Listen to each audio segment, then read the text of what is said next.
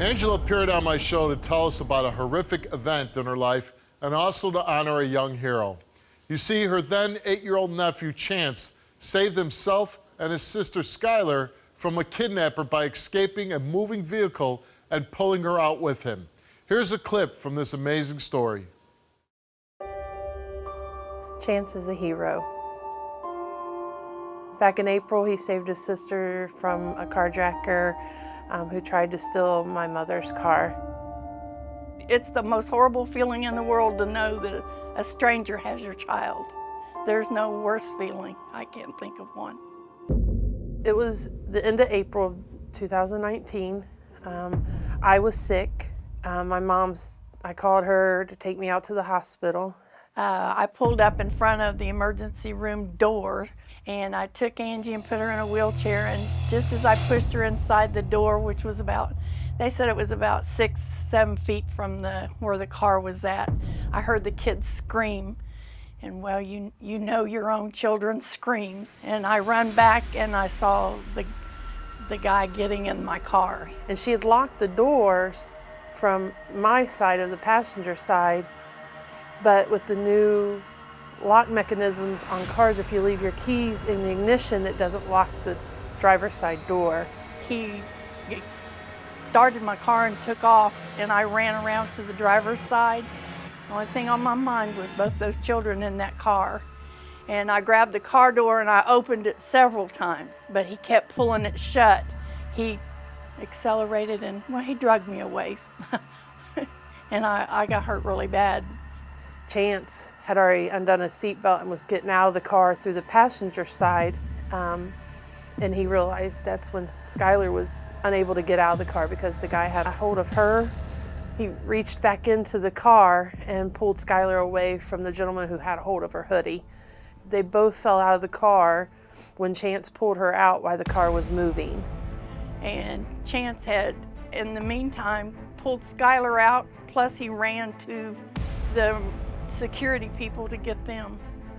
And Skylar ran to my mom because she'd saw that my mom was down on the ground because the carjacker had drugged my mom.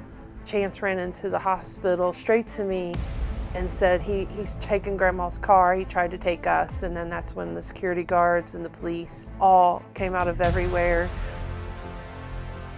In the moment of when it all happened, all I could do was hear people screaming. All I could hear was my mom screaming, "He's got my kids." That was the most sickening feeling I'd ever had in my entire life. He's proved himself. When he saved Skylar out of that car, that was it for everybody. He's everybody's little hero.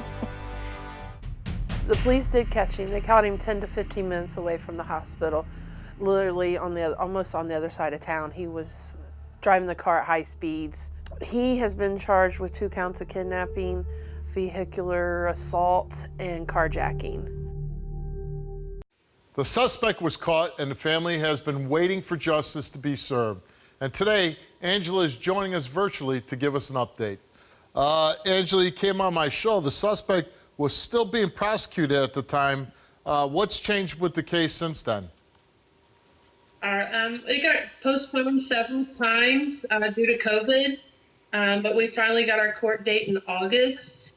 He was found guilty of 2 counts of kidnapping and robbery. He was sentenced to 10 years in prison, and then if he gets in trouble, they'll add on additional 1 year onto that, so he will have 11 years. And what was your reaction to the 10 years?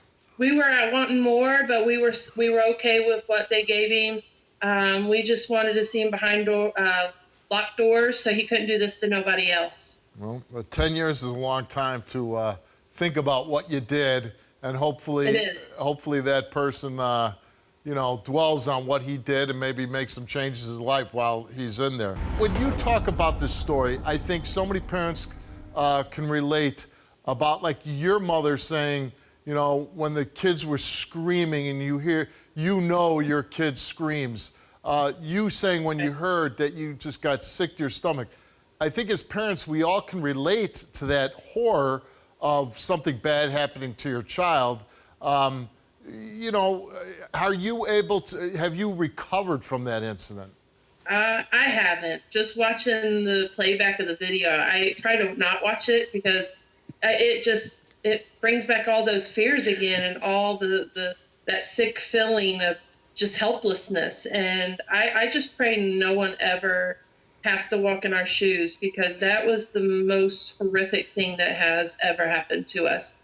I'm still amazed after seeing this tape many, many times how courageous and fast thinking your kids were. One, your son, who has the whereabouts of getting out of the car and grabbing his sister out, which is just amazing. But then even your daughter, who's going through this super traumatic moment, doesn't fear for her own safety. She runs to her grandmother, who's laying on the ground. Right. Yeah. It gives me chills even today. You know, it's been over a year just thinking about, because I know myself, I probably been scared to death and wouldn't have known what to have done. But for them, just the intelligence and the fast thinking and just to be quick on their feet is amazing. And, you know, they put their grandma above their own safety. They love her so much, and they're just all around good kids, and they look out for each other, and they even have to, look out for other people. So they're just all around good kids. I wouldn't have been able to do what they did. I don't doubt that for one second, because those things that they did, those aren't things you can turn on, turn off. I truly believe either you have that in you. And again, when I watch that tape again, your daughter, when she's running to the grandmother, the threat is really not over at that point. The car's still in the picture. You don't know if he would have stopped the car and tried to grab her again. A lot of that comes from you being a good mother, your mother being in their lives. There's something that you're doing that makes these kids look out for each other, look out for family. So that's a big testament to you and your mother also. Are your kids there now? They are. Here, I can come on. Oh my God, you guys have grown since you've been on the show. They have. They don't look like babies no more. I mean, my God. I mean, it just goes to show you how fast time flies, right? Yeah, I was looking at the video and couldn't believe how little they were. Right? Like, geez, like, it's amazing. So you, Chance and Skylar, how are you guys doing? Good. Yeah? Good. You're like my two kids. How's school today? Good. How was that? Were you scared when you had to go to court and testify against this man? I was a little nervous about it. You were a little scared? Me too. Yeah. But are you happy that now he's going to be behind bars for a long time? Yes. Yeah. When you were here the last time, we were able to help you out we did the new series called Steve's Hero, and your son and your daughter were our heroes, and we were able to give you some money. How has that been? Because you were facing eviction the last time you were here. Yeah,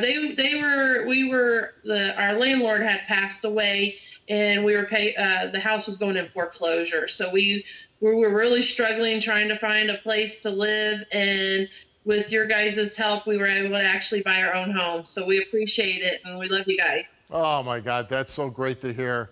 You know, I love doing these type of stories.